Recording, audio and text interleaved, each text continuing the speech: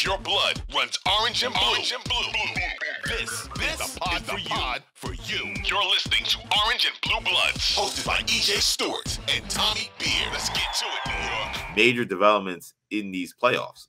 They're beginning to take shape, and one has huge implications for the New York Knicks. The number one overall seed, Milwaukee Bucks, find themselves on the brink of elimination after losing Game 4 to the Miami Heat on Monday. Giannis Antetokounmpo returned to the lineup after suffering a back injury in Game 1, but was not enough for Milwaukee to hold off a fourth quarter comeback from the Heat thanks to a 56-point performance from Jimmy Butler. The win put Miami up 3-1 in their series. If the Heat knock the Bucks out of the playoffs, that would be just the fifth time in NBA history that a number one seed has been knocked out of the first round by an 8 seed. The Knicks, of course, famously did it in 99. The Nuggets of 94, the first team to ever do it. The Knicks, of course, beating the Miami Heat on Allen Houston's game winner in Game 5, that's when the series were best of 5 series back then. That was, of course, one of the best moments in Knicks history. So if the Knicks and the Heat clinch their respective series, they would face each other in the next round, and the Knicks would have home court advantage. So we'll get into the conversation about what this means for the Knicks very shortly. But just quickly, how surprised are you by the Heat's resurgence? Because this is a team we talked about a lot. The Knicks had a lot of big games against them. The Knicks have played really well against them. And I think that they were a team that I know I wrote off. I got the impression that you kind of were also writing them off. So to see them here 3-1, like how just surprising is this for you? Stunning. It was the game, the final Knicks Heat game of the regular season. I'm just looking at here, March 22nd. March 29th. Knicks won 101-92. And it was right around the time where the Heat still had a chance to kind of jump up into that 5, 7 seed. Past obviously catch the Knicks, but just as importantly, past the Nets to avoid the play-in. They just didn't show up. They didn't play well that game. They just, there was just not a lot there. It could be, and it had been the case the entire season, just a massively disappointing season. And that was a game where Randall got hurt and he didn't even play the rest of the game, and they still couldn't find a way to win that one. Yes, and there was other bad losses they had down the stretch when all right, now they're going to turn it on. Jimmy Butler says, I'm ready to play now. And they just couldn't, for whatever reason, it was just one, and, it was like, all right, we'll flip the switch. And the switch never got flipped until they show up in the first round. And obviously, Giannis basically playing 11 minutes in the series prior to Game 4. All right, you assume he's going to be back in Game 4. You read, okay, he's practicing, he'll be back. Bucks will take care of business, and up 14 in the fourth, up 12 with like 6 minutes left. They are obviously in very good position to do so, and an incredible game from Jimmy Butler. 56 points on 28 field goal attempts is just mind-boggling. I will say though, let's not be a prisoner of the moment. I've heard a lot. I saw it on Twitter, and then I think it was Barkley or somebody said on TV, the best performance in Heat franchise history and playoff performance. Like it's a first round game. It's hard to say that. Listen. I've seen D Wade, hit 40 in a finals game. The best LeBron, game for me. How many games he had? LeBron, the game 6 in Boston, 2011. After they had lost the prior year. To me, that's I don't want to say it's my favorite LeBron game of all time. I don't know if it's his best game, but the stakes and the pressure that was on. People forget. They lost the prior year to Dallas, and then if they had lost that next year, I don't know what happens with the way the Heat might have been broken up. The Heat might have been broken. Something crazy would happen. Spoelstra maybe gets fired. I don't know what happens, but something happens if they lose that game, and LeBron goes for 45, 9, and 11, whatever he had. He just said, like, because the narrative, and it was fair to criticize LeBron up to that point. He couldn't deliver in the big game, like he just hadn't done that, hadn't won a championship yet, etc. He did in that game, and that kind of flipped the script. They came back on Game 7. So 45 points and 15 rebounds in that game. I mean, and just dominant. And that was on 19 for 26 shooting. And that was a great Celtics team, you know, with a lot of proven grizzled veterans at home and a raucous, you know, Boston crowd. And again, everyone assumed that LeBron just wasn't never going to be a great player, you know, up until that point, because that was like his stamp.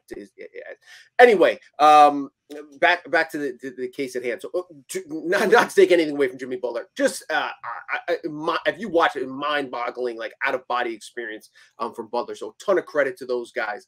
You know, so yes, to answer your question, I am shocked that the Heat are there now. You know, if we look at the bigger picture, it's impossible to overstate how much, as if you're a Knicks fan, you want. I understand there's the history and you're worried about the Heat and they can play. You want Miami to win this series. If you play Miami, you have home court advantage. You have a team that you beat during the regular season, and they're playing without arguably their second best player. Tyler Hero's out with a broken hand. He's going to be out 4 to 6 weeks. He won't be available for the second round series. Whereas if the Bucks kind of right the ship and win game 5 and then find a way to win game 6, you have a Bucks team, championship pedigree, talented players all over the court, and you have a getting healthier Giannis Antetokounmpo. The difference between facing those two teams, facing a Bucks team that will have at that point have won 3 straight and kind of obviously are, you know, have built the momentum and are back on track, versus a Heat team that, you know, is, you know, that just basically shocked the world just to get to the second round. It's night and day with versus those two teams from a Knicks perspective. So it's I can't believe that they're on the verge of it. Giannis didn't look healthy. Obviously returned and had a triple-double, but he wasn't his physical, aggressive self. Didn't seem to kind of welcome that contact. Didn't have that bounce, that explosion. We'll see if a day off and how he recuperates. But now, obviously, anything's on the table because, you know, if Giannis isn't healthy and Butler playing the way he does, you know, anything can happen. Yeah, like that game showed me that like Giannis is so dominant and so good that like he can kind of roll out of bed and get, you know, 23 and 10. Like that's just how good he is. But like you're right, he's definitely still compromised. I felt that way as well, watching him move, and just didn't have the same athleticism, same explosion. So we'll see if this gets better for him. Like I've said a million times since this thing has happened, like backs are extremely unpredictable and they're extremely nagging, and something that may not appear to be something serious in terms of any tears or any, you know, herniated disc could still just be debilitating for a long period of time. So we'll see how Giannis can recuperate. But yeah, I'm also stunned by the Miami Heat being in this position, especially without Tyler Hero, who maybe if he's not the second best player, definitely the second best scorer, I would say. And in not having obviously Bam's the second best player, but Hero, they're a key component. Right, and considering this is one of the worst offensive teams in the NBA, not having Tyler Hero is a massive loss. So if you're the Knicks, a team that you've beaten 3 out of 4 times this season, all very competitive games, the games the Knicks won 3 out of 4. You get the Heat.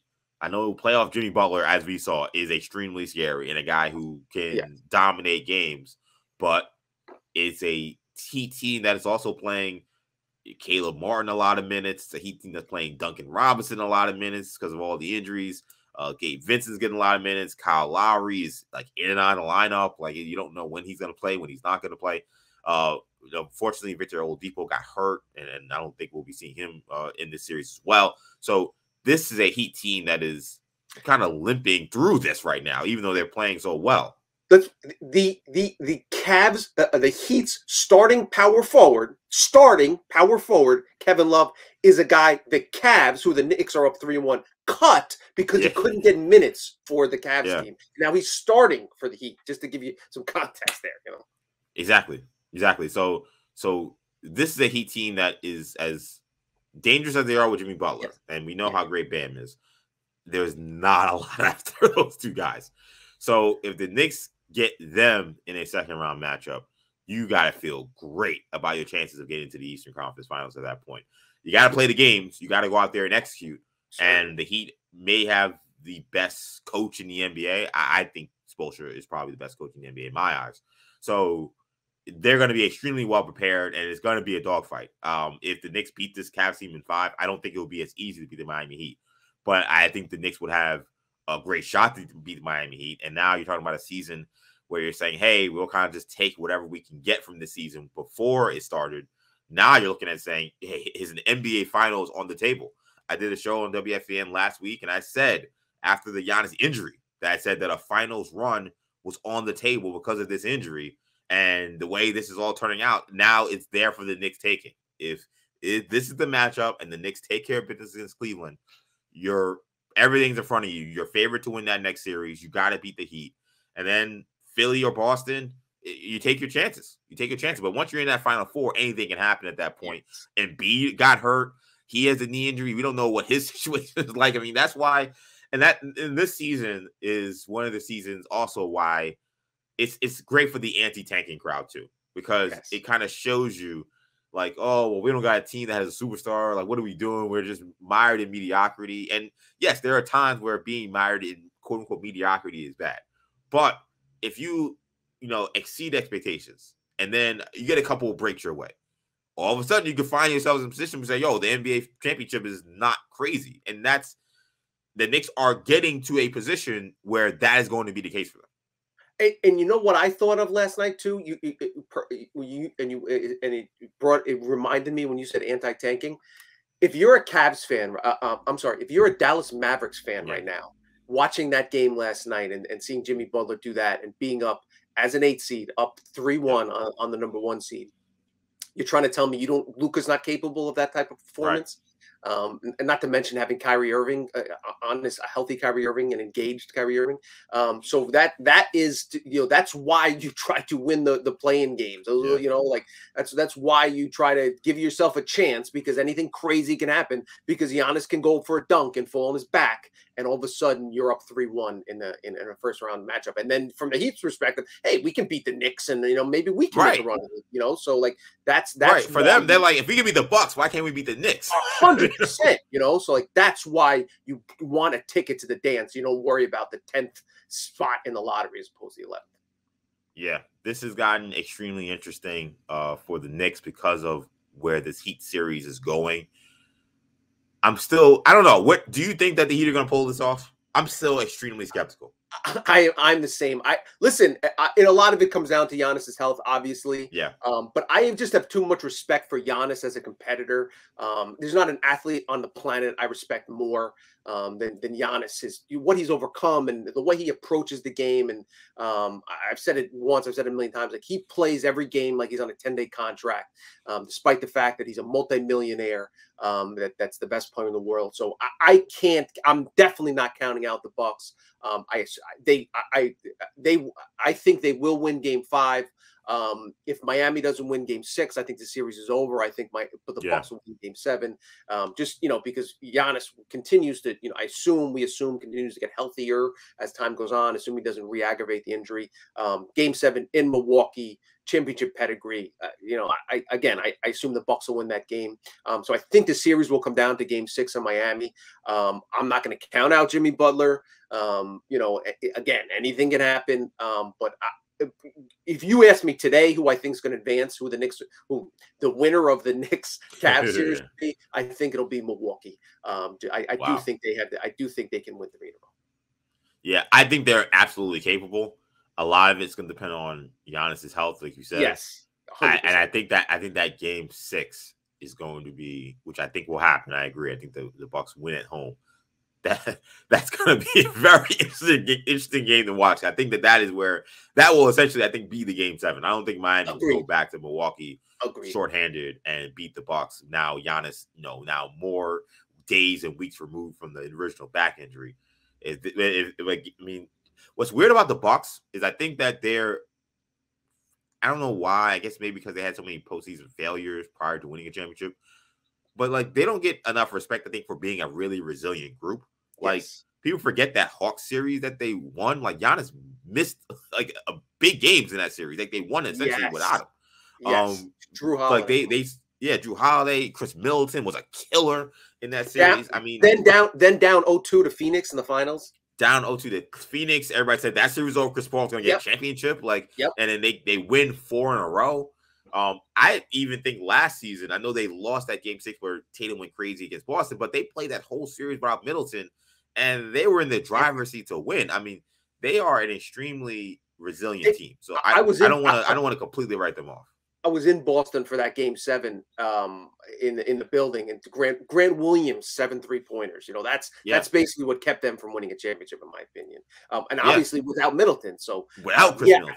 I just think, you know, that's why I thought but then again, that's why I thought they'd win game 4. Like, even if Giannis is 75% of Giannis, Drew Holiday and Brook Lopez, and those guys will do what it takes, because just looking at the rest of that Heat lineup, and Bam didn't even have a monster game, you know, 15 and 8. Like, he played pretty well, but you know, you just don't expect Caleb. You know, you can live with Caleb Martin shooting clutch threes. He just hit him. So again, I expect the Bucks to win game 5, and I think you're right. It'll come down to game 6, Miami. Yeah, as we've seen with this situation, it's the Jimmy Butler effect. He's this X factor that you can't account for. So despite all of those things working in the Bucks' favor, and the Bucks are leading by double digits late in the fourth quarter, Jimmy Butler can just be Jimmy Butler, and then here we are, Heat up 3-1. So interesting thing to follow. We will continue to follow that series. We will follow the rest of the postseason, as well as, of course, the Knicks run through the playoffs. But that's going to do. Thanks for watching. If you enjoyed this video, please don't forget to give it a thumbs up and subscribe to our channel for more content like this. If you want to see more of our videos, be sure to check out our playlist and let us know what you think in the comments below. Also, don't forget to follow us on social media to stay up to date on our latest podcast ventures. Links will be in the descriptions. And as always, thanks for watching, and we will see you in our next video.